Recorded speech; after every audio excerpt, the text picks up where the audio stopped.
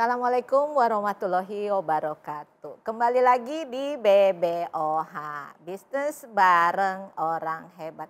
Tapi kali ini ya di episode ini pasti teman-teman akan merasa kok nuansanya beda ya.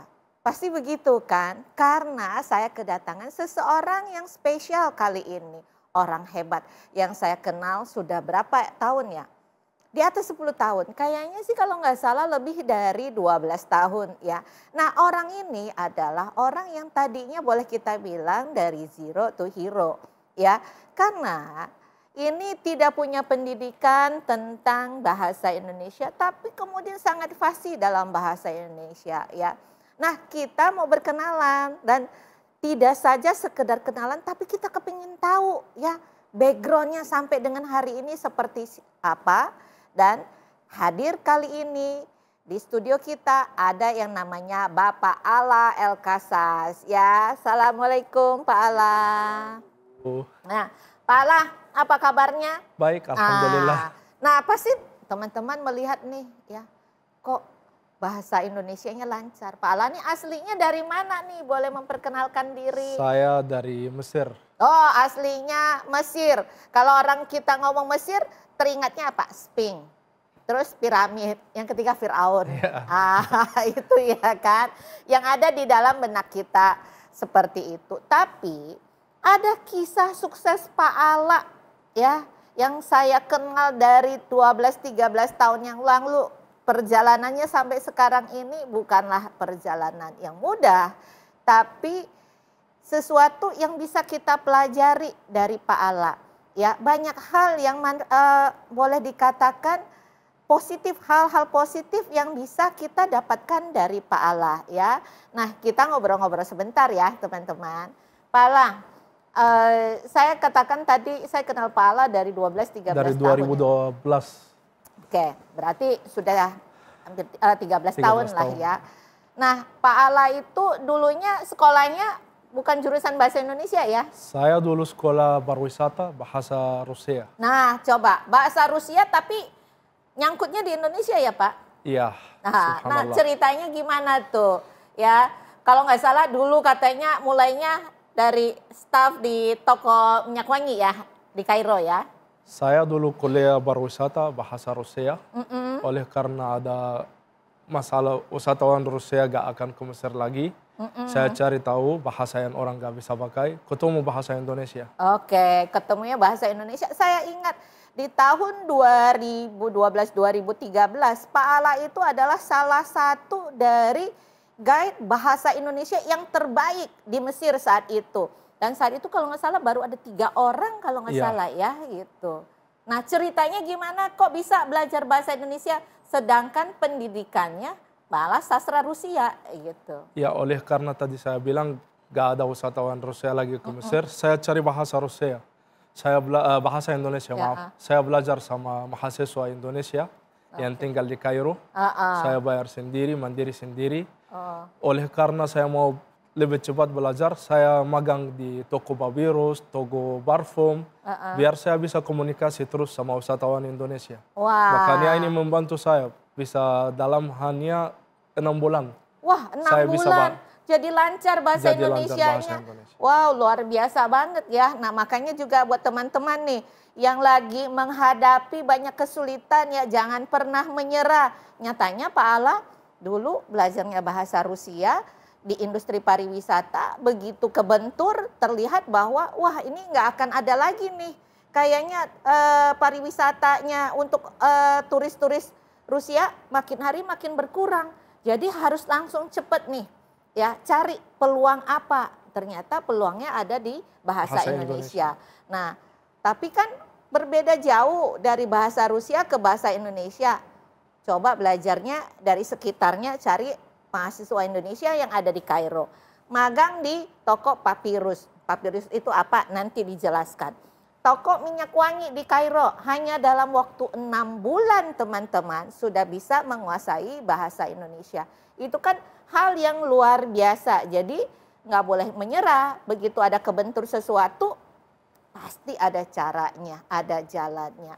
Nah, habis dari itu, dari toko minyak wangi, Pak Ala? Saya sambil kerja, sambil belajar saya kerja buat bayar kuliah sendiri. Oke.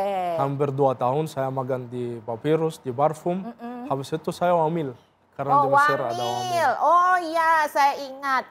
Waktu pertama kali Pak Ala mau ke Jakarta, waktu itu masih harus dapat izin dari militer pada saat itu ya. Karena harus dapat izin dulu baru boleh keluar negeri ya, gitu ya. Dan itu juga statusnya masih nunggu ya, gitu. Wamil 2 tahun Pak Ala? 1 tahun. 1 tahun, oke. Setelah wamil, tapi baru juga jadi tour guide. Oh, jadi tour guide. Nah, kalau saya nggak salah nih teman-teman, Pak Ala itu tour guide-nya apa?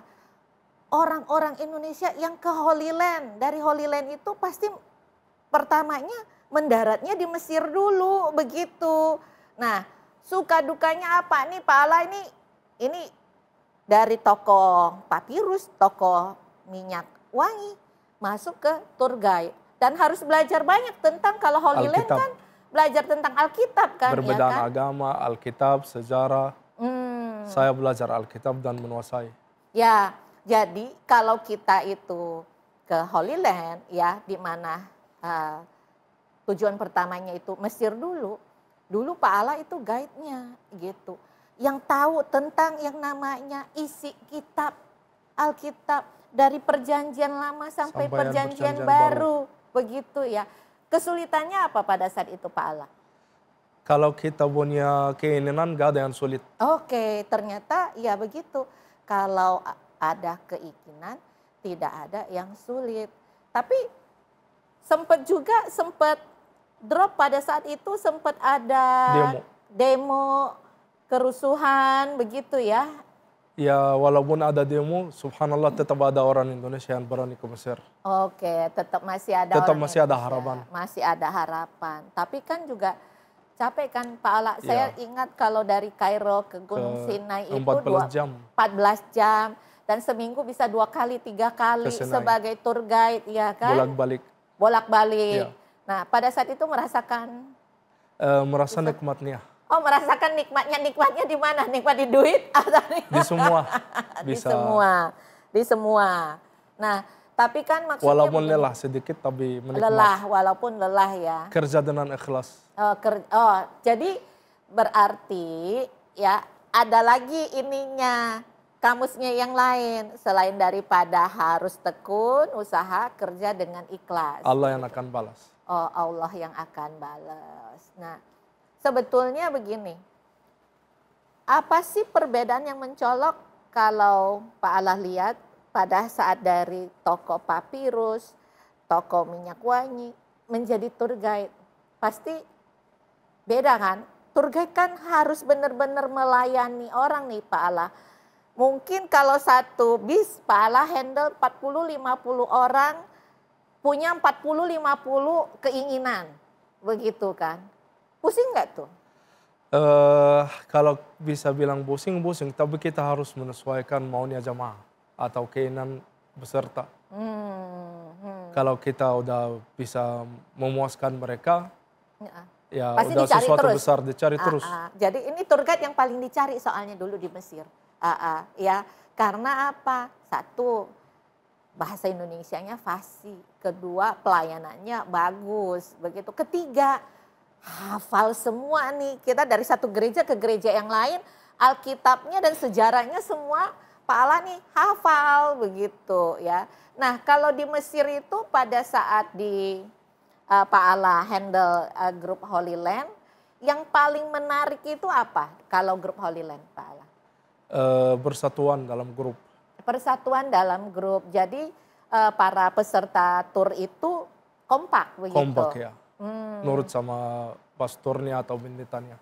Oke, jadi orang-orangnya rata-rata manut begitu ya. Itu. Nah ada lagi mungkin Pak Ala punya ada cerita mungkin yang unik tidak Pak dengan grup Holy Land? Cerita unik? Apa cerita uniknya? Ada enggak? Enggak ada. Nggak ada cerita uniknya ya. Oke, nah kita juga kepingin tahu nih, kan dari tour guide Holy Land. Terus sekarang ini Pak Allah kan dikenal sebagai boleh dibilang vendor ya, pedagang besar yang sebetulnya kalau di industri pariwisata ada namanya LA, Land Arrangement. Nah Pak Allah ini sangat berperan besar ya di Indonesia ini, yaitu menjualkan paket-paket land arrangement yang sekarang ini malah dikhususkan buat apa? Kaum ya ataupun masyarakat muslim. Nah, perbedaannya apa Pak Allah nanti soal dari Holy Land, mungkin rute perjalanannya sampai dengan yang namanya kalau nggak salah namanya Bumi Para Nabi ya. Ada paket travel atau tour namanya paket jelajah Bumi Para Nabi. Tapi sebelumnya, sebelum kita ke Pak Allah, pasti Pak Allah akan cerita banyak. Kalau ini bidangnya Pak Allah, ya kan? Pasti banyak yang bisa diceritakan dan teman-teman pasti akan jadi kayaknya kepengen nih ke sana gitu. Nah, kita break dulu ya sebelumnya.